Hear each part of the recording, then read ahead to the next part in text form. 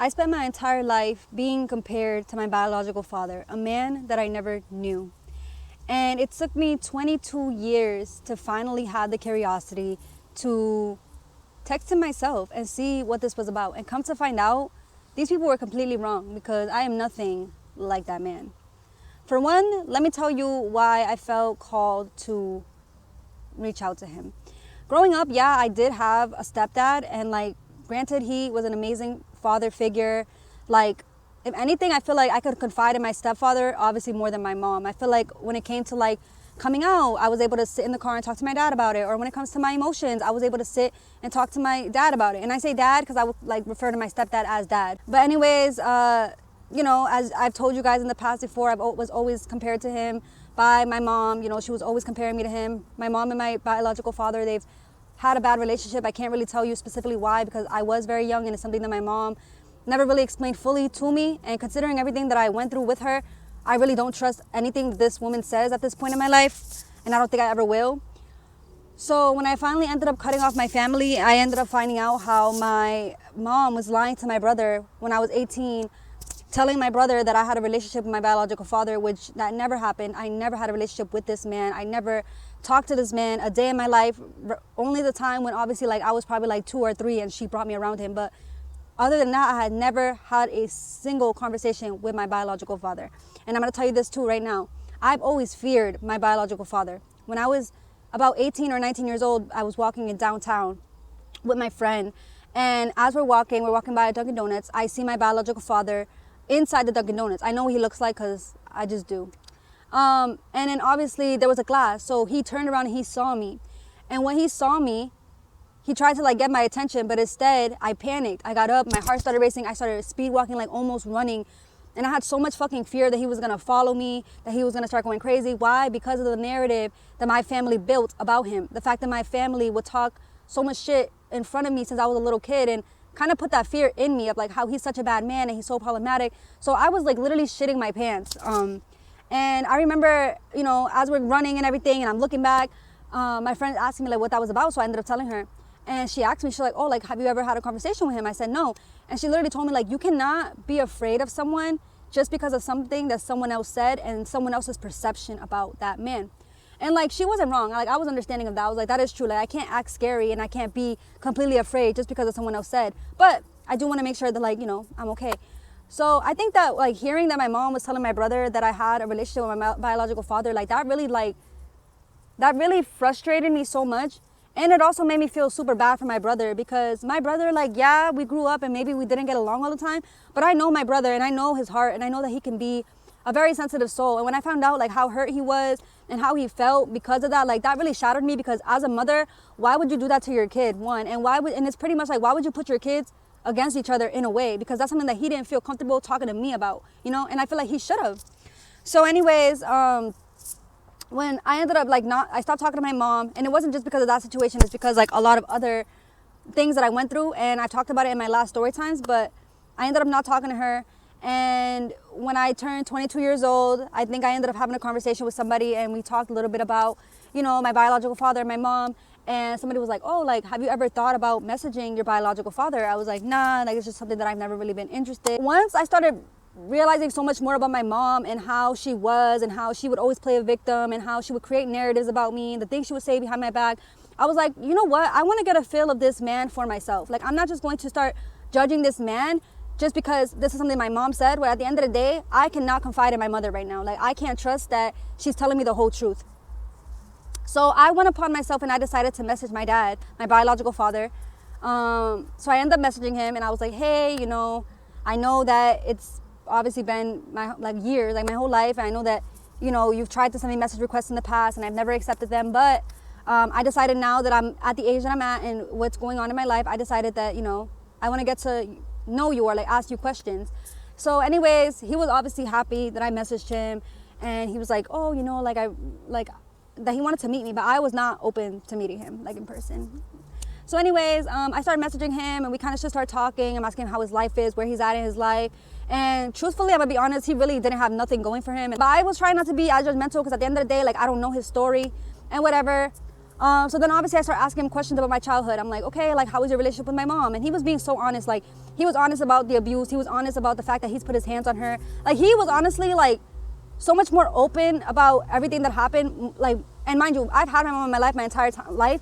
And I feel like I learned so much more from him, from my biological father, than I did from my mom.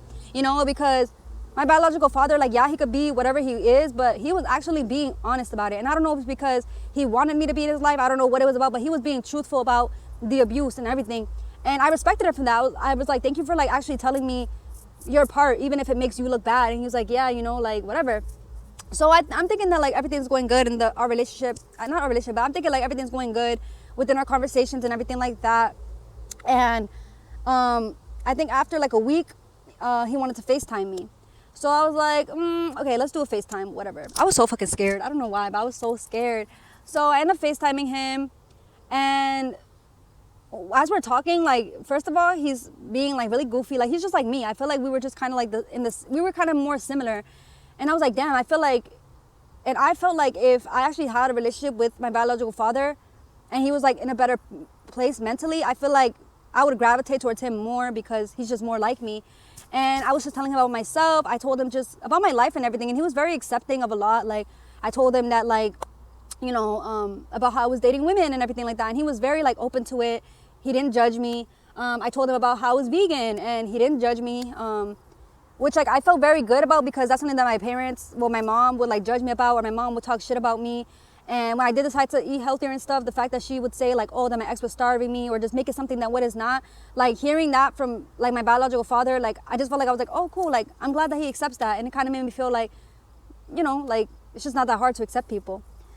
So whatever, everything's going good and everything. And he starts opening up about his like mental health and all that. And I'm like giving him the best advice. Cause as you guys know, like I am a life coach. As you guys know, like I genuinely feel like my purpose in this life is to just constantly give advice and pour into people and just uplift people. And I didn't want him to feel like a bum. I didn't want him to feel less than, even though, like, you know, he did sabotage himself in a lot of ways, or even though he did cause a lot of chaos and destruction in his life, it's like at the end of the day, he's still a human, and I could be understanding of that. And so I did what I had to do, and I gave him the best advice that I could.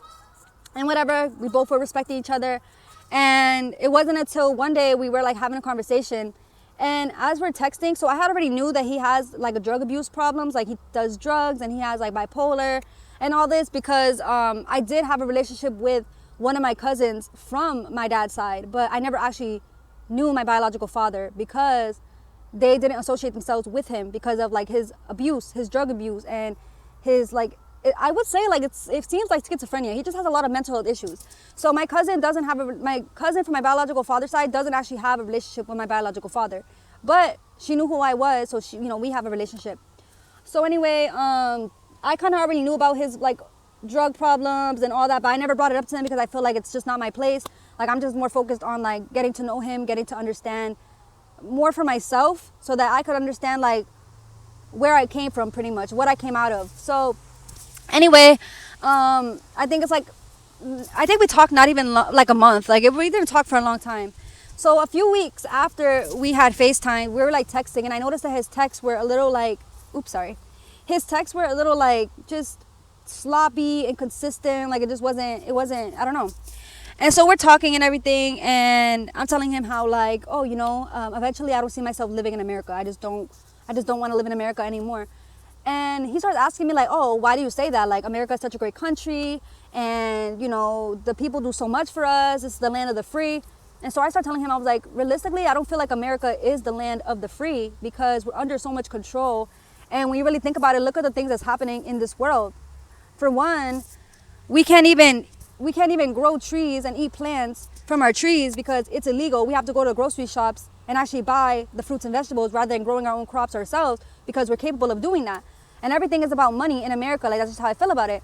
I also feel like there's a lot of racism out here. I also feel like just America is just not what you think it is, you know? Like, the American dream is not what the American dream used to be. And that's just my opinion about it.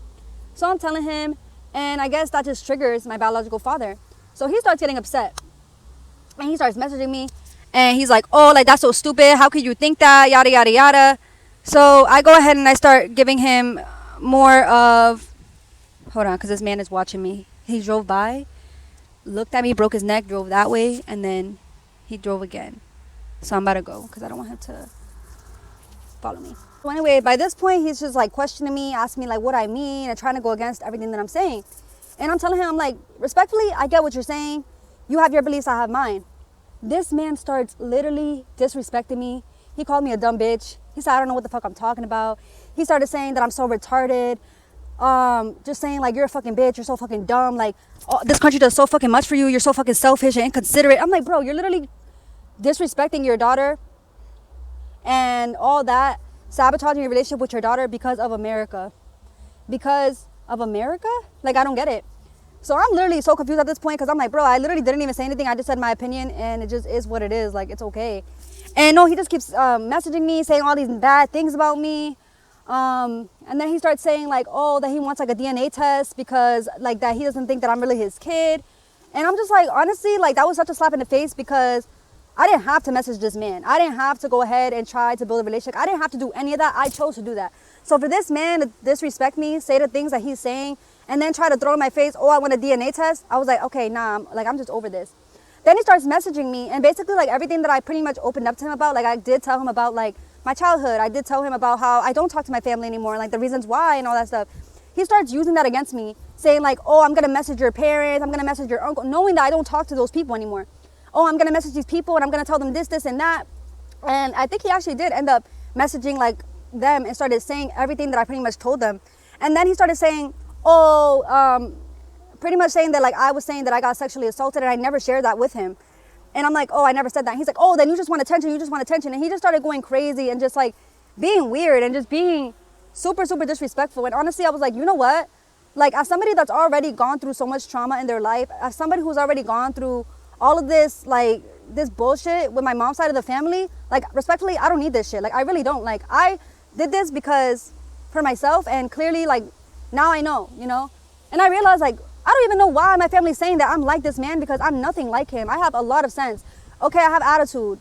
Okay, maybe I'm a little sassy. Okay, maybe I trigger you because I challenge your perspective, perception, whatever. But I'm not like this man at all. And so I was kind of grateful that this happened sooner. And I'm grateful that I never got to see this man in person because that was just a fucking slap in the face. And I'm not going to lie, like for like, like a little bit, maybe like 5%, my feelings were a little bit hurt because I'm like, what the hell? Like, I literally opened up to you. I literally tried to, like, give you the best advice because of your situation in your life because you're not in the best situation. I put my time and energy onto you, and this is what you're going to do to me because I don't agree on something that you agree on, and it's okay. And I was trying to, like, bring the situation down and tell him, like, it's okay to agree to disagree. But no, this man continued to call me out my name, continued to disrespect me, continued to tell me that I'm not his kid, all these things. And I'm just like, honestly, like, I get why my mom was the way that she was with you, and I get that. Doesn't mean that it was okay for me to have to carry that baggage? Absolutely not. Did it mean that it was okay for me to be compared to him all the time? Absolutely not. But I get it. You know what I mean? So then I ended up not responding for a little bit, and the next day I messaged him and I was like, respectfully, because of the situation that happened and because of the things that were said, I decided to no longer have a relationship with you. I decided that I no longer want to sit around and try to build something. Because of the fact that you've never been in my life for the past 22 years, I don't feel like it's necessary for me to try to fight for something that I've never had. And that honestly, I've never missed out on. Like, I've never missed out on having a father figure. Because like I said, I always had my stepdad there since I was 3 years old. So I didn't really care. But that was just very disappointing. And again, I'm nothing like that man.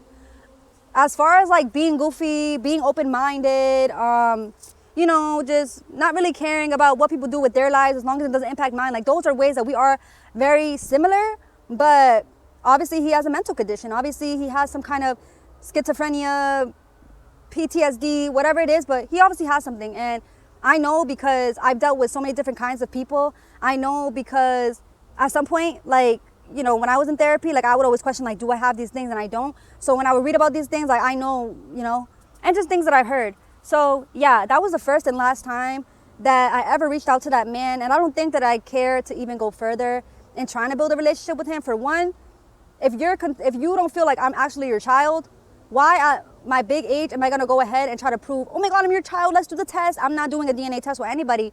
I'm good. Like, I'm already grown. And on top of that, I don't allow anybody to disrespect me. I don't allow anybody to talk down on me, to call me out my name, anybody. I run a very strict program when it comes to me, because I've been through a lot of things. I outgrew a lot of things, and I had to rebuild myself to the woman that I am today. So I'm not going to allow anybody outside of me to determine my worth, to try to bring me down and make me feel dumb or make me feel any less than, because I can't conform to their beliefs. And that's already an issue that I had with my mom's side of the family, and that's exactly why I don't talk to those people, because I can't sit around and respect people who are going to create false narratives of me. I can't sit around and respect people who are going to smile in my face, act supportive, but then behind closed doors make all the comments that they want and then gaslight me and pretend like those things never happened, those things were never said, that it never happened in that way. Like, I do not tolerate any form of disrespect. Why? Because I don't even disrespect myself. You know, I respect myself so deeply, more than I ever had in the past. You know, I created this level of self-love and self-respect for myself. And so, yeah, that's pretty much why I don't talk to my biological father, and why I will never have a relationship with my biological father. And I pray that one day my brother does find the truth and find out the truth that I never had a relationship with this man, because it is kind of sad that my mom really put that in his head. And obviously, that's gonna hurt somebody. Like, if my mom said to me, oh, your dad only wants a relationship with your brother and only reached out to your brother, that's gonna hurt my feelings, regardless if I have a stepdad or not. So I do really pray that it does get to him. But if not, I think everything happens for a reason. And at the end of the day, I'm still living my life. At the end of the day, there are still doorways for me, things that I'm doing with my life, and that's just the best of it. So that's my little short story time. I finally made a short story time. So thank you guys so much. If you guys like this story time, if you guys want to hear more, if you guys have questions, make sure you guys are commenting down below. Make sure you guys are subscribed so you don't miss any videos. Turn the post notifications on, like the video, and let me know what you guys think. Bye.